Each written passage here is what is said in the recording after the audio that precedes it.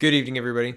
Justin Trudeau is shuffling his cabinet. And what is shuffling your cabinet? Well, the cabinet in this case is your closest advisors and the people you put in charge of your files in order to get your policy done throughout the government, right? And Justin Trudeau has a minister of immigration and refugees. That's Ahmed Hassan, climate change minister. That's Catherine McKenna, and all sorts of other representatives. And Seamus O'Regan is another famous high-profile one, and Seamus O'Regan is the highest-profile minister to be moving, in my opinion, in this cabinet shuffle. Usually, they use cabinet shuffles. Prime ministers will use cabinet shuffles to fix something that's going on or has to react to somebody leaving. That's this case here. Scott Bryson is leaving, but we'll get there. And he's leaving, so he's created this vacancy. So that's why the cabinet shuffle, he's taking somebody from another file to plug into this file, but we'll get there.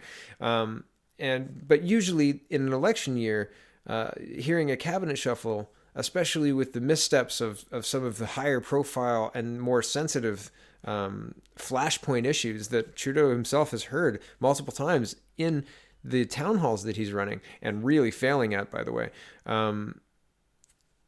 you'd think that he would move those people, those ministers, out, take this opportunity, right, to, even appear to right the ship. But no, and by him not acting, by him not moving like Miss Freeland or Mr. Hassan, he's signaling that we're staying the course. These are the people that represent us. Freeland did a great job renegotiating NAFTA or USMCA, and Mr. Hassan's done a great job at not closing our border and just opening up Roxham Road. And aren't those prefab buildings wonderful?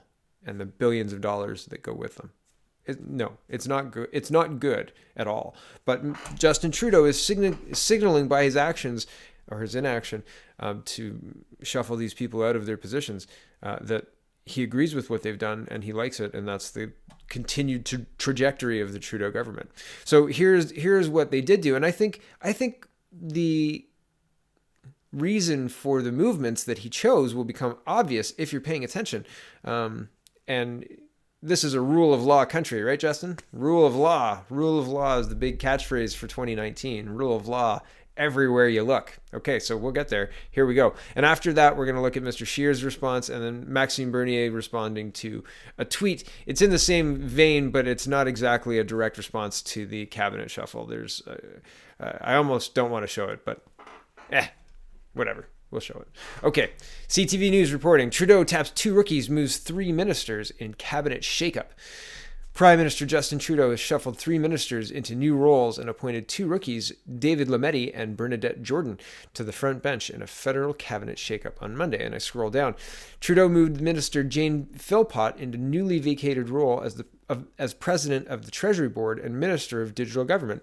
This spot needed filling after longtime MP Admiral Mark Norman, who Bryson left cabinet because he will not be seeking re-election in 2019. The main priority of this position is overseeing the federal public services and intergovernmental spending. Philpott, an Ontario MP, has been seen as a strong performer in cabinet. Trudeau has called her a, quote, natural choice for the new job given her experience as vice chair of the Treasury Board Cabinet Committee. I scroll down again. Part of her job will be working on the incoming new public service pay system to replace the problem-plagued Phoenix system. Oh my goodness!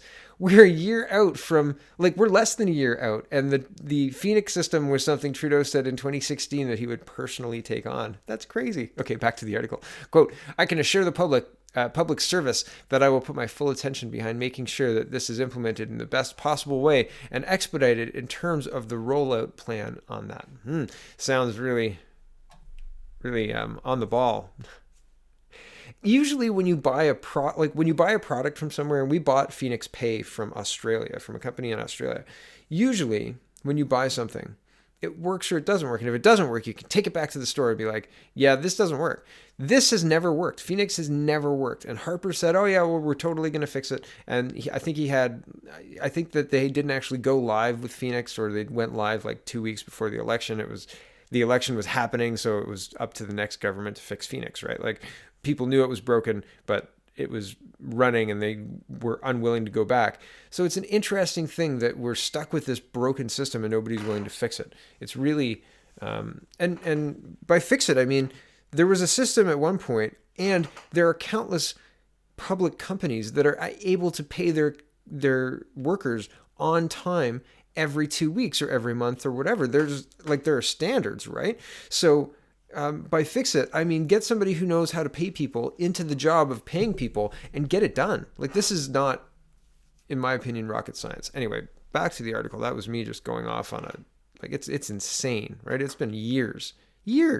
And people are getting upset about Donald Trump and the shutdown, and Phoenix Pay it's been years. Wake up, people. Okay. Philpott's new job meant there was a vacancy in the role as Indigenous Services Minister, a cabinet post created in 2017 as part of an effort to reset the nation-to-nation relationship with Indigenous people. That job has been given to Newfoundland MP Seamus O'Regan, who has been shuffled out of the Veteran Affairs portfolio, a job he's held since joining cabinet in the same 2017 shuffle. He'll be continuing the work on delivering programs to First Nations, Inuit, and Métis people, including education and housing, as well as chipping away at cleaning the drinking water advisories in the First Nations communities. Clearing the drinking water advisories in First Nation communities. I scroll down. O'Regan has been in hot water in recent months over what some saw as problematic comments comparing his experiences to that of veterans. O'Regan said he doesn't want anything he says to serve as a distraction. Quote, "I'm going to be spending an awful lot of time over the course of the next few months listening intently and where I can, acting in concert with Indigenous people," O'Regan said. Jody Wilson-Raybould is out as Justice Minister, a job she's had since 2015, and has been shuffled into the Veteran Affairs job. Trudeau, responding to why British Columbia MP Wilson-Raybould was shuffled out of Justice, said serving Veteran Affairs requires a steady hand, and she has navigated big files during her years on the file.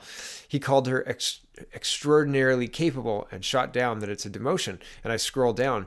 Replacing Wilson-Raybould as Canada's new Justice Minister and Attorney General is Quebec MP David Lametti, who has been serving as a Parliamentary Secretary for Innovation.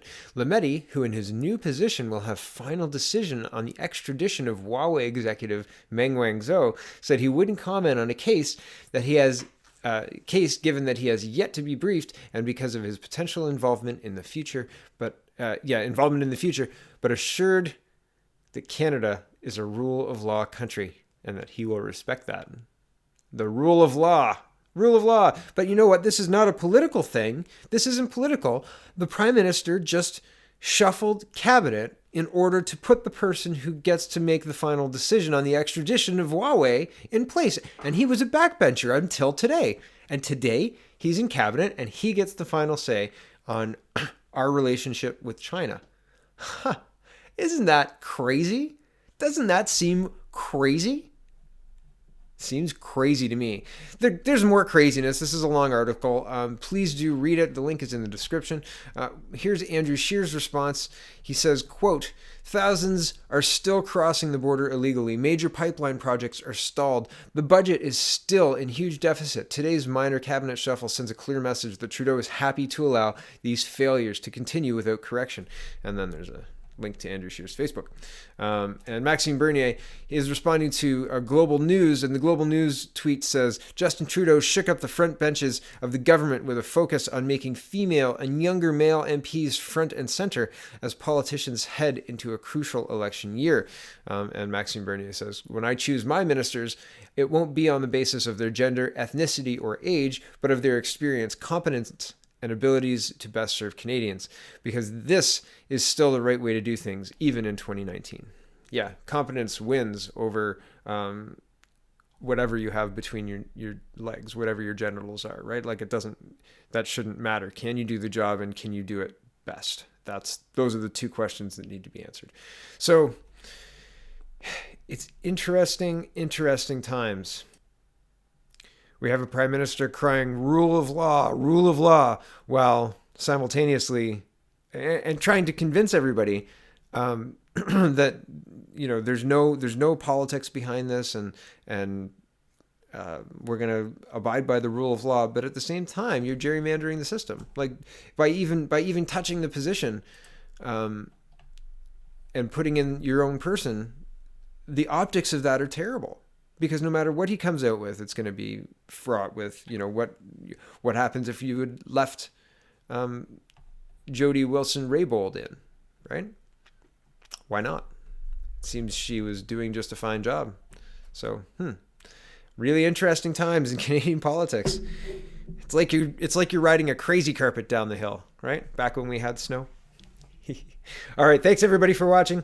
Check out the People's Party of Canada.ca. Maxime Bernier might be who you want to vote for Prime Minister in 2019. Thanks for watching, everybody. Have a great night.